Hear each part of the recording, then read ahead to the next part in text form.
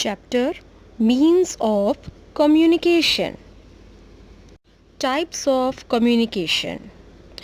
As we had done, there are 4 types of communication: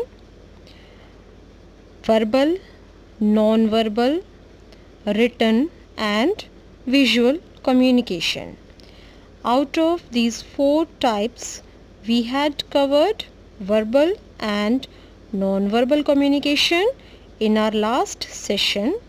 Today we will cover written and visual communication. Written communication. In written communication, the sender is communicating by writing his feelings, information, or message. On the other hand, receiver is decoding, means perceiving that message by reading it. It is helpful.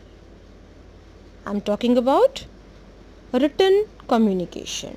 Means written communication is helpful because it provides a record of information for reference. Like in books, you can read the information as many times as you like, and the information is in recorded form. It is saved in pages in printed form. Writing is commonly used to share information through books, letters, emails, chatting, newspapers, magazines, pamphlets, hoardings, etc. Here are some of the sources of written information. Newspapers. Newspaper is in printed form that contain news, different types of articles, editorials, etc., advertisements, and so many other things also.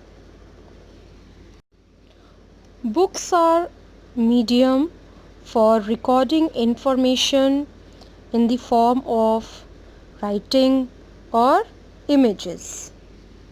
Magazines contain essays, stories, poems, articles, fiction, recipes, images, etc.